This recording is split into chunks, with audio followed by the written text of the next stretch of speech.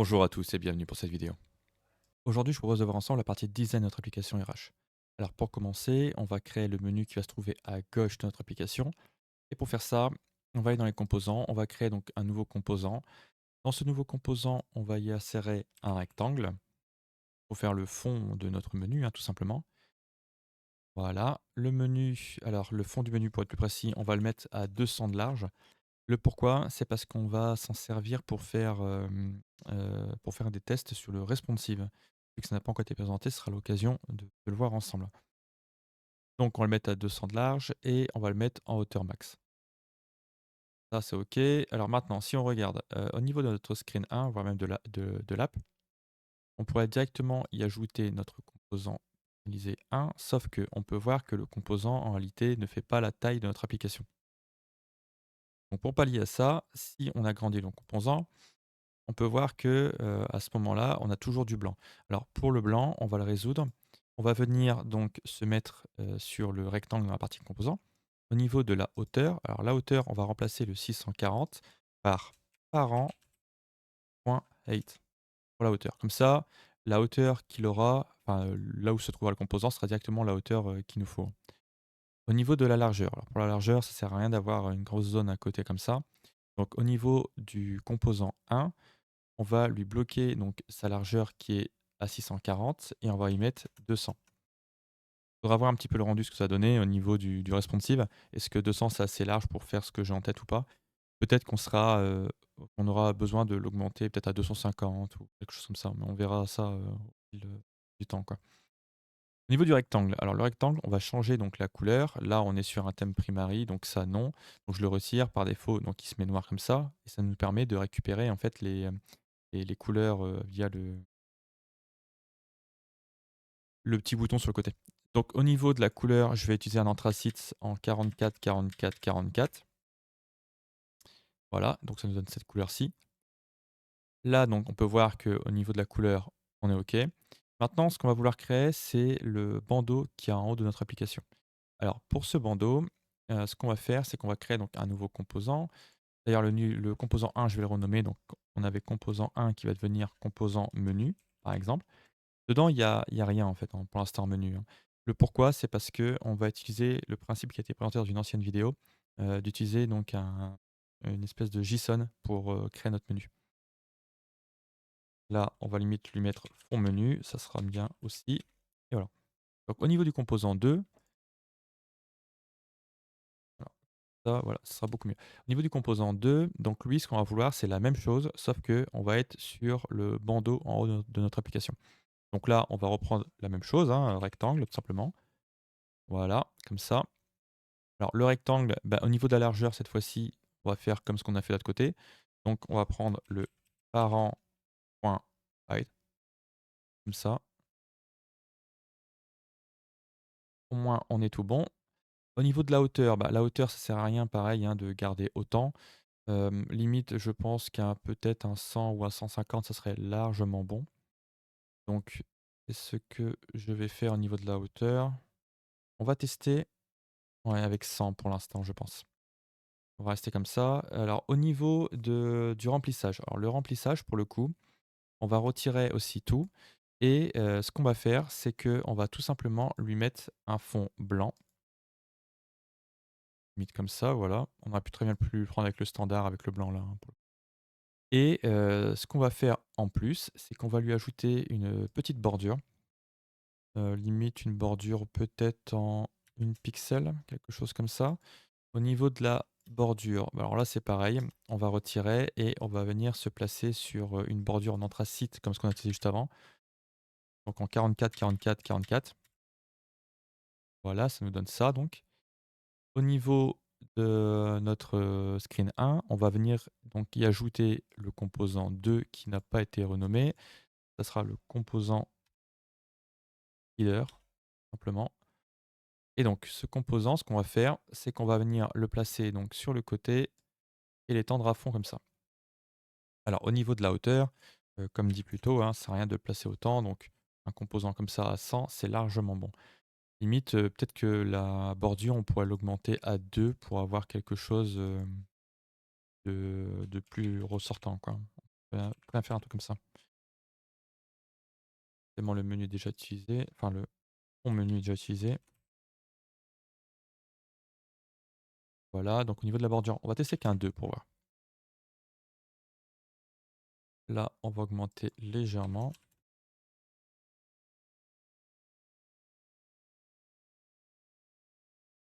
Ouais, moi je pense qu'une bordure en 1 c'était plutôt pas mal. Allez, on va dire que c'est bon comme ça. Donc on a ce truc-là comme ça. Maintenant ce qu'il va nous falloir, ça va être, donc dans un premier temps d'ajouter un label. Donc on va prendre un texte.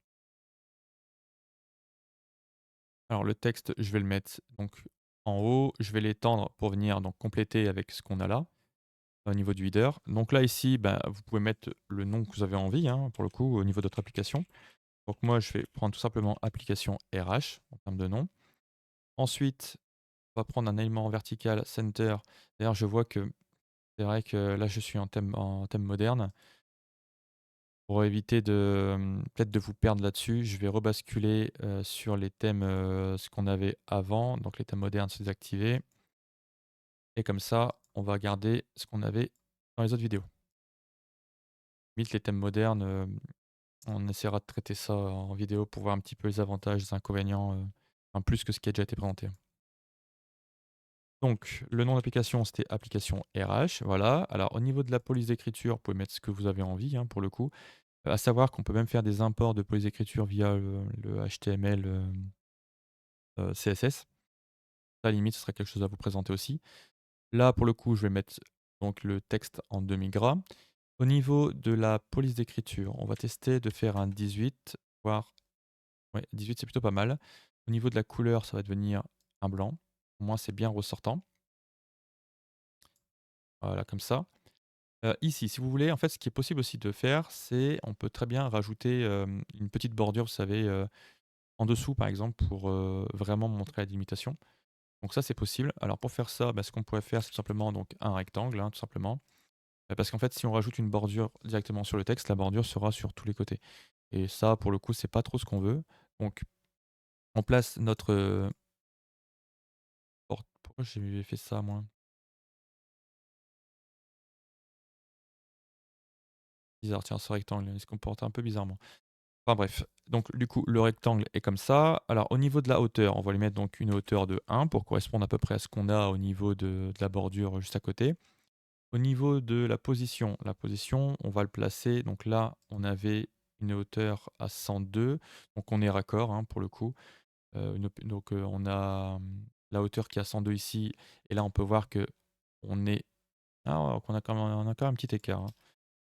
Je vais remonter ça, voilà, comme ça, on est vraiment bien aligné. Au niveau de la couleur de la bordure, alors, limite, même pas la couleur de bordure, la couleur tout court, ça serait largement bon parce qu'on n'a pas besoin d'ajouter de bordure à ça, en fait, en réalité. Donc là, ce qu'on pourrait faire, c'est tout simplement rajouter, par exemple, un trait blanc, vous savez? Voilà, comme ça, on a quelque chose comme ça et ça permet de délimiter vraiment le nom de l'application avec, le reste du menu. Donc là, on pourrait limite le mettre en séparateur, par exemple. Comme ça, nom d'application. Donc ça, c'est OK. Alors le label, ça sera donc le nom application.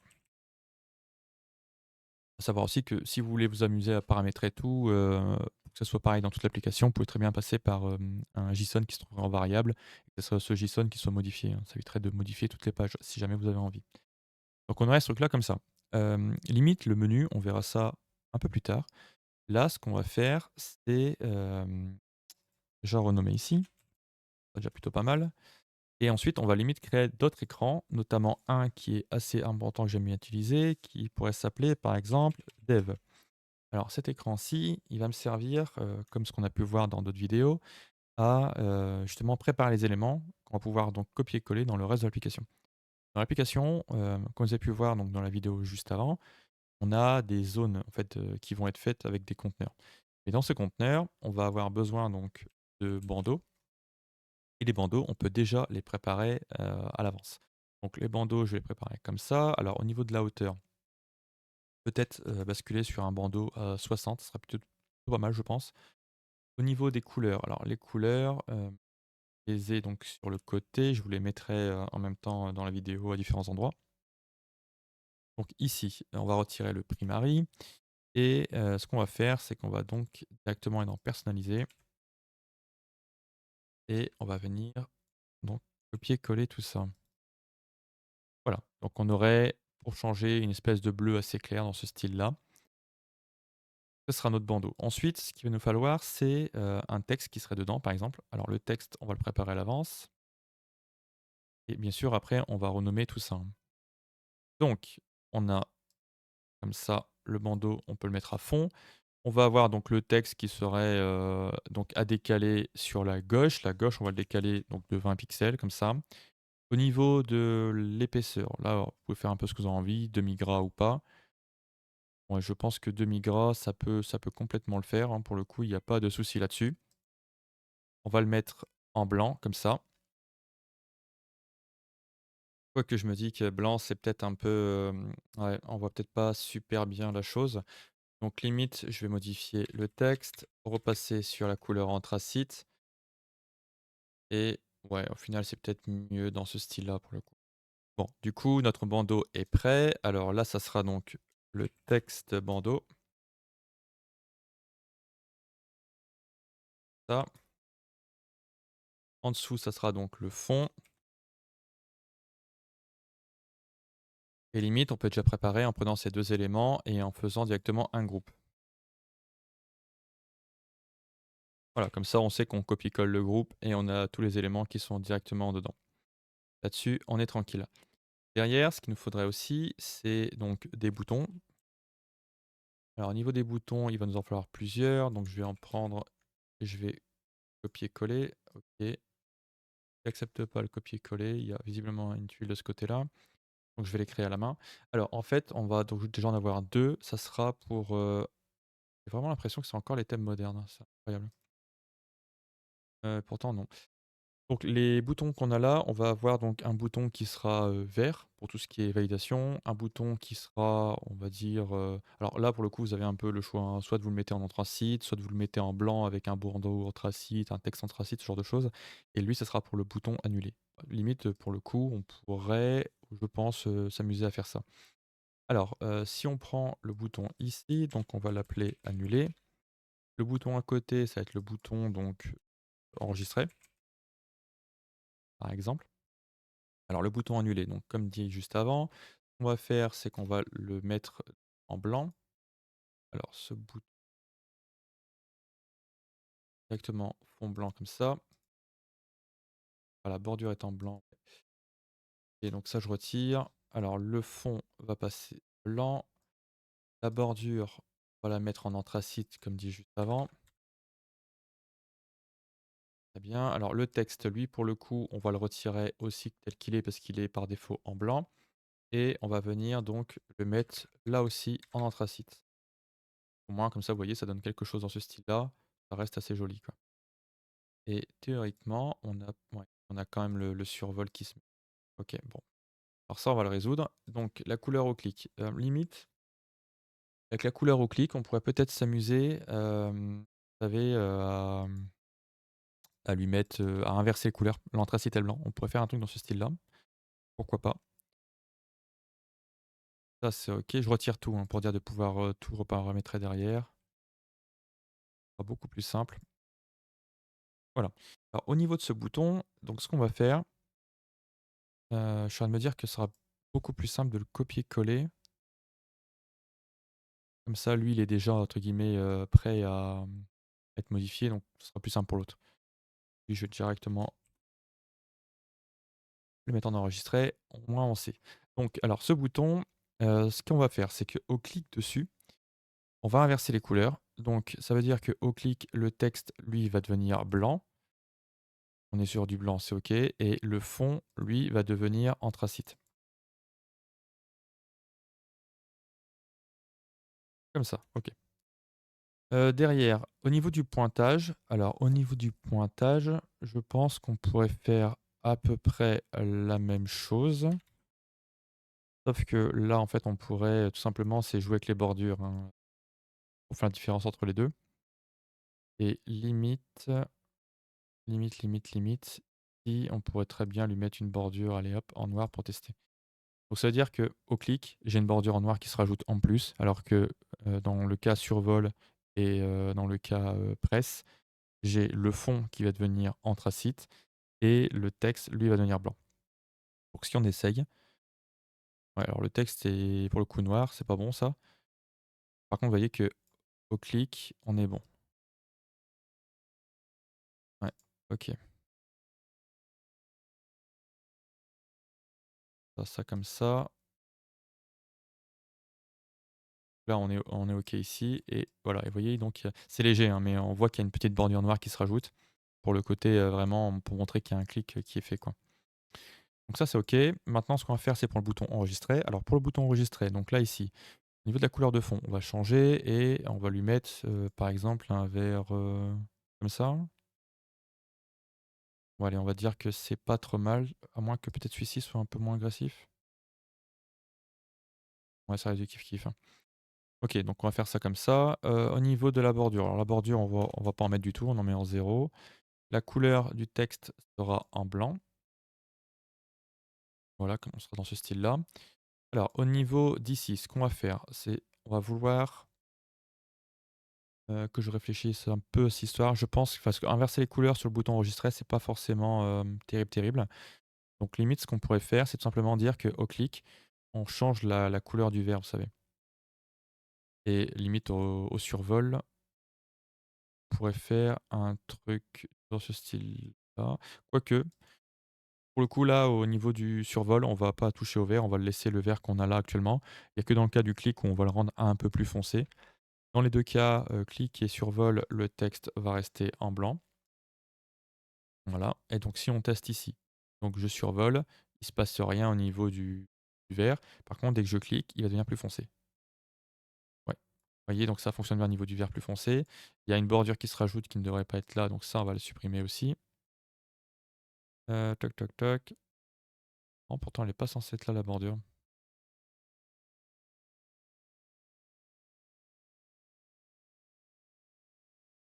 Et donc là, voyons voir ce que ça donne. Ouais, c'est marrant, on conserve quand même. Après, c'est vrai que pour le coup, elle rend plutôt pas mal, en fait, la bordure comme ça avec, l'anthracite. C'est vrai qu'elle est assez jolie, en fait. Je me demande si on va pas la conserver quand même. Ouais, je pense qu'on va limite, on va la laisser pour l'instant. En vrai, j'aime bien. Je trouve que ça fait assez joli comme ça. Ouais. Bon, on va laisser ça comme ça. Donc on aura ça là-dessus. Au niveau des boutons, théoriquement, on n'aura pas besoin d'autres, que je regarde les maquettes. Après bon, on aura d'autres choses du style, les affichages des compteurs et tout ce qui s'ensuit, mais théoriquement, on devrait être plutôt pas mal. On aura besoin aussi d'une liste, une liste déroulante classique. Quoique, attendez, que je réfléchisse quand même pour le coup, parce que je me dis que la liste déroulante classique là, elle est pas dingue dingue en fait. C'est peut-être pas le bon plan de la mettre en place. Non, je pense que c'est pas du tout le bon plan de faire cette liste-là. On va plutôt passer par un calendrier. Ça sera beaucoup mieux, je pense. Alors, au niveau des entrées, donc on va retrouver le sélecteur de date qu'on a ici. Alors, au niveau du sélecteur de date, ce qu'on va faire, c'est que lui, on va le reprendre comme ce qu'on a vu hein, à présent.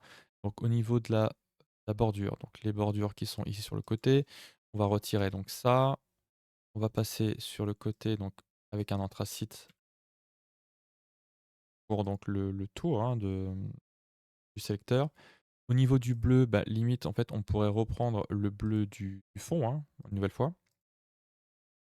Ça, donc on vient là-dessus et on va retrouver donc le chevron, qui dans tous les attributs.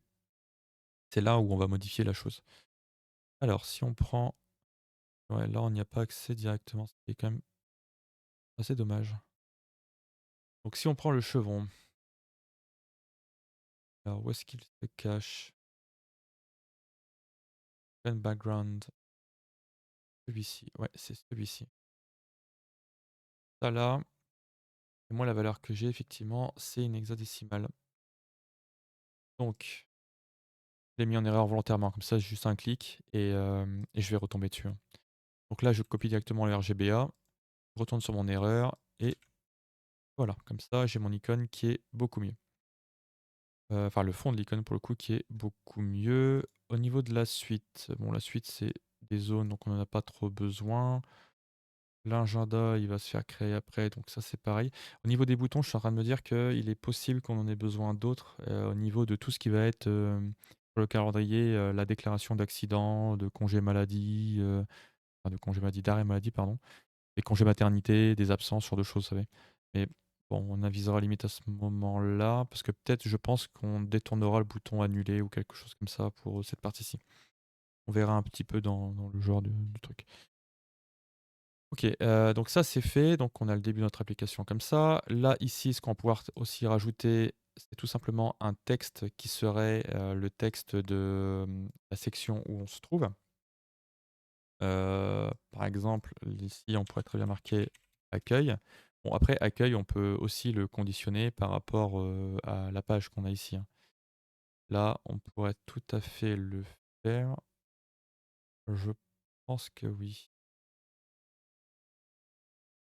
Attendez, si on fait par exemple un j'avoue que pour le coup, j'avais jamais pensé tester ce truc-là. Si on prend un parent.name, par exemple, tiens, accueil. Donc on peut directement le faire en parent.name en fait. Ça évite, de chaque fois de modifier la chose. Une fois que c'est paramétré, bon, bah, on n'en parle plus et il faudra juste donner des noms, corrects, hein, au niveau des pages puisque là, le accueil qu'on a là, c'est vraiment le accueil qui est ici, hein. D'ailleurs, si on voulait faire un essai, on va marquer, accueil, test par exemple, en majuscule. Vous voyez que directement ça change, hein, donc c'est vraiment celui-ci, hein. À double tranchant, c'est comme vous voulez. Soit, vous faites comme ça, soit vous le faites directement à la main, soit vous passez par un fichier JSON. C'est comme vous avez envie là-dessus. Donc au niveau de l'accueil, donc ça c'est OK. Du décalage sur la gauche, je vais mettre 50. Ouais, 50 c'est plutôt pas mal. Au niveau de l'étirement, bon, bah, on peut l'étirer sur, une largeur de 500 par exemple. Sur la droite ici, on va directement préparer une étiquette qui nous servira pour, notre utilisateur. Voilà, comme ça. Ici, c'est pareil, hein, au niveau de l'utilisateur, on va lui mettre 500, c'est très bien. Ici, on va marquer donc Bob, ça va aussi très bien. On va donc le placer sur la droite. La droite, on va faire un décalage de 20. Ouais, 20, c'est pas mal. Après, il faudra voir un petit peu, hein, parce que quand on va connecter l'utilisateur, on aura donc l'espèce de photo qui va se rajouter en plus. On verra comment on va vraiment bien placer la chose. Mais donc au niveau du design, on va passer comme ça. Alors, ça paraît être pas grand-chose dans ce qu'on a fait là pour, beaucoup de temps dans la vidéo, mais vous verrez que ça va nous faire gagner quand même pas mal de temps. Sur la prochaine vidéo, ce qu'on va faire, c'est qu'on va mettre en place le menu, via un JSON donc comme dit au début de la vidéo et je vous dis à tout de suite. Eh psst, j'ai oublié un truc. Regarde, tu pas cliqué sur le bouton t'abonner.